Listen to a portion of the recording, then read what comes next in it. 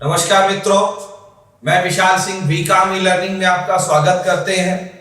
आज company law के अंतर्गत हमारा मुख्य chapter difference between public and private company, जैसा कि मैंने अभी अपने पिछले वीडियो में लिंक में आप जाके देख सकते हैं, टाइप्स ऑफ कंपनियों के विषय में डिटेल्स बताया है। Royal charter company, special company, public company, private company, OPC, foreign company, small company, government company, corporation के विषय में डिटेल जानकारी आप प्राप्त कर सकते हैं। आज मेरा मुख्य चैप्टर है, क्योंकि 12th के स्टूडेंट हो, कॉमर्स हो, मैनेजमेंट के स्टूडेंट्स हो या कंपटीशन में, आपको बहुत अनिवार्य है कि हमारी जो दो कंपनियां बनती हैं कंपनी एक्ट 2013 के अंतर्गत, दोनों में क्या अंतर है, उनको हम कैसे डिफाइन करके अलग अलग आपको हम बताना चाहेंगे। फर्स्ट आपका है बेसिस ऑफ मेंबर, संख्या के आधार पे पब्लिक कंपनी में मिनिमम मेंबर 7 होते हैं, मैक्सिमम मेंबर अनलिमिटेड वो शेयर के आधार पे होते हैं। प्राइवेट कंपनी में मिनिमम मेंबर 2 होते हैं, मैक्सिमम मेंबर 200 होते हैं। सेकंड, नंबर ऑफ डायरेक्टर के आधार पर पब्लिक कंपनी में मिनिमम 3 डायरेक्टर होते हैं, प्राइवेट कंपनी में मिनिमम 2 डायरेक्टर 2 डायरेक्टर की नियुक्ति कर सकते हैं। थर्ड है आपके लिए invitation of the public subscription to share. Public company अपने शेयर को स्टॉक एक्सचेंज के माध्यम से जनरल पब्लिक में बेच सकती है। प्राइवेट कंपनी प्रोहिबिटेड है, वो अपने शेयर को नहीं बेच सकती। फोर्थ आपको ट्रांसफर ऑफ शेयर।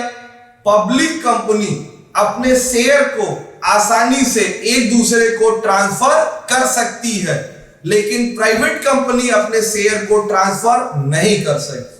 फिफ्थ आप issue of the prospectus.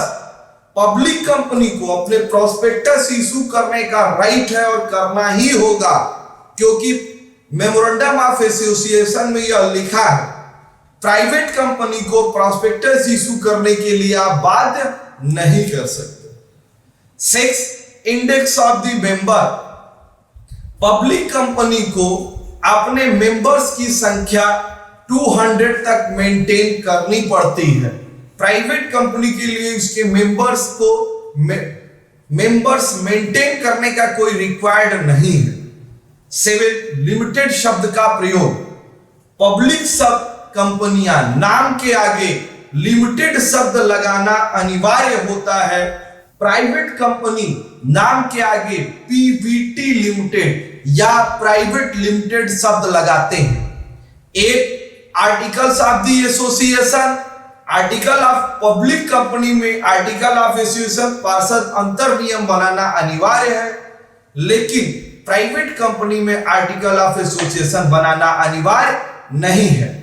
Meeting, company को, पब्लिक कंपनी को अपनी जनरल मीटिंग, साधारण सभा बुलानी पड़ेगी, सभी सदस्यों को आना पड़ेगा और उन्हें कंपनियों के विषय में जानकारी प्राप्त करनी पड़ेगी। प्राइवेट कंपनी में जनरल मीटिंग बुलाने की कोई आवश्यकता नहीं है। नेक्स्ट हम आपको बताएंगे member of the meeting. Member of the meeting के अंतर्गत पब्लिक कंपनी जब अपनी मीटिंग करेगी तो कम से कम मिनिमम 5 मेंबर से वो अपनी मीटिंग को स्टार्ट कर सकती है और अपना कार्य कर सकती है। प्राइवेट कंपनी अपनी जब मीटिंग स्टार्ट करेगी तो कम से कम 2 मेंबर्स उसकी मीटिंग में होना अनिवार्य है और अपना वो कार्य कर सकती है। आज हमने आपको पब्लिक एंड प्राइवेट कंपनी का डिफरेंस डिटेल बताया, एक एक करके इसको नोट कर लीजिए। आप लोगों ने मेरा पूरा वीडियो देखा, इसके लिए मैं आपको धन्यवाद कहना चाहता हूं। यह आपके कंपनी लॉ के विषय में जानकारी में डेवलप करेगी, आपके कंपटीशन में, आप जिस भी क्लास कॉमर्स में उसमें सहयोग करेगी। इसके लिए आप इसको ज्यादा से ज्यादा लाइक, सब्सक्राइब एंड शेयर करिए।